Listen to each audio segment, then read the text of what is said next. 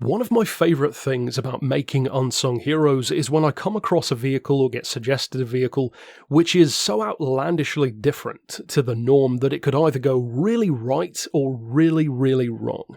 And more often than not, they tend to skew toward the latter, which is unfortunate because some of these vehicles are really cool. Something like a crazy aerodynamic study like the Pontoon Can-Am, which is my favourite episode we've ever done. Something like a crazy steam-powered race car like the Lear Vapordyne, another one of my favourites. Something like a ground effect fan, which many of us are familiar with in the form of Brabham and Chaparral, and various other ideas too.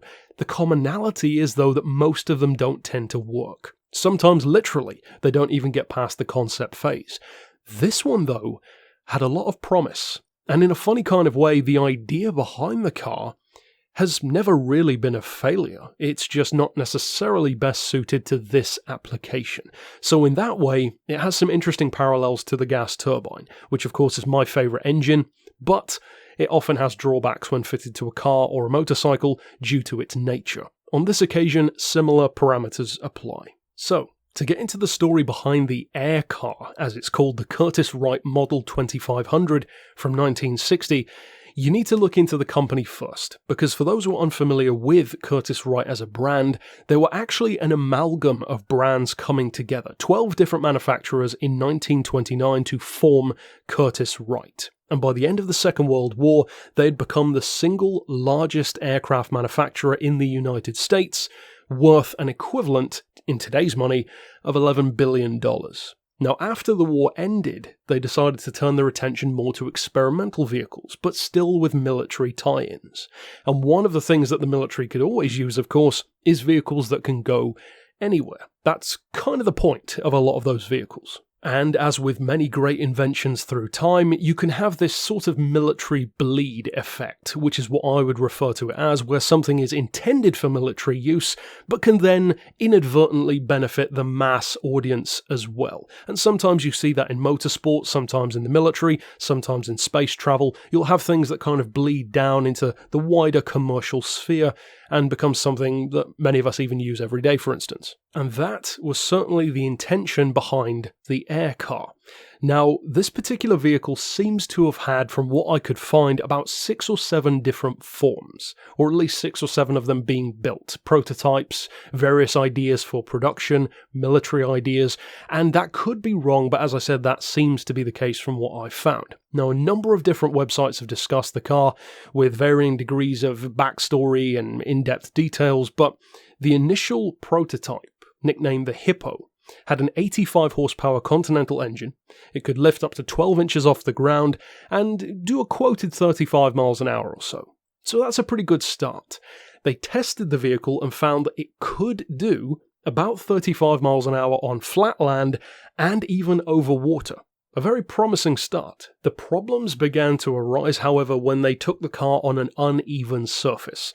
And that's inherently an issue because, of course, in a war situation, or pretty much any military situation, you're not going to be driving on a smooth surface most of the time. Water's fine, but dirt, that was another thing. Even an incline or a hill would drastically affect the car, to the point of it being not viable. Now, of course, Curtiss Wright wanted to salvage the idea, so they turned more to commercial applications and produced a number of different versions around 1959 and 1960. Now, ultimately, the project was completely abandoned in 1961, but from what I could find, in 1969, they produced a glazed top single-seater, a 4-seater variant, and even a utility-based version, kind of a pickup truck / airport utility vehicle sort of machine with, again, clear military ideas behind it. And then in 1960, we have the proposed production model, which is the one that I'm honing in on the most in this video, and certainly the most famous version,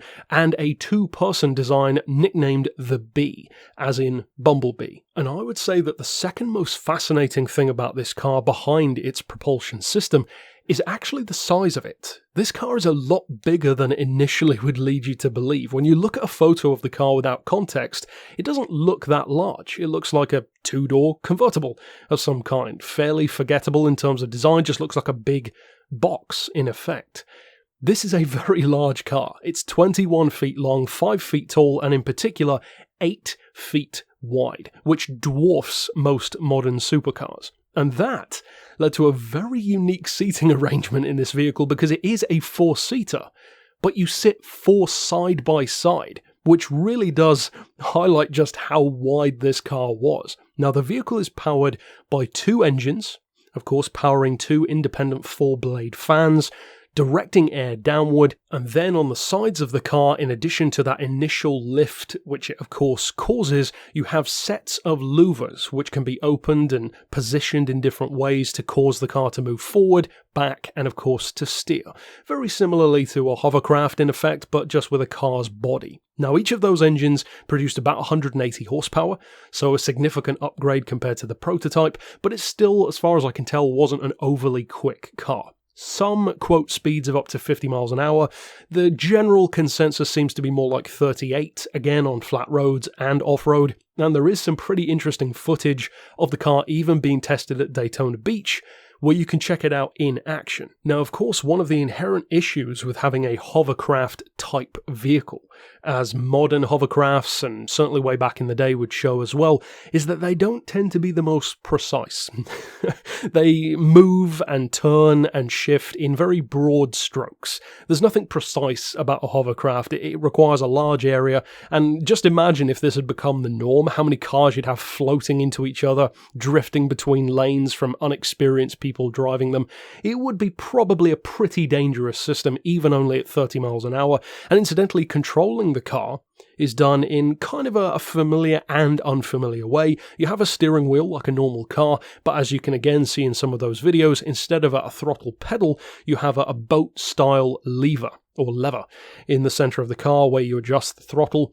So it's an interesting system to get used to, but of course the primary thing would be the steering, which would be nothing like a normal car. Now, in case you were wondering about fuel economy and practicality, as if you were really going to buy one, the car actually has 2 independent fuel tanks, 20 gallons each, and that is enough for a whopping 2 hours of use on those tanks of fuel. So, not exactly the most economical option around, but certainly a different option, you could say. And incidentally, to jump back to the proportions of the car for just a second, even though it was physically large, especially in terms of length and width, it actually wasn't as heavy as you might assume. And of course, that's out of primarily necessity. The car has to be as light as possible to lift effectively and to make it maneuverable, but it's not actually that heavy at all. 2,770 pounds, which, especially for an American car in the late 50s, early 60s, that's pretty impressive. It, in effect, is a sports car. The combined power of 360 horses could easily rival, a Corvette of the time, for instance,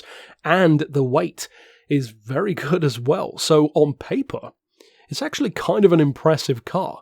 In practice, though, it was just too inherently flawed to be viable. Now, interestingly, although the project, as I said, was shut down completely in 1961, you can still to some degree interact with this vehicle, because one of them is still located in Virginia at the US Army Transportation Museum. I'll probably include an image of that car in its US military-style makeup.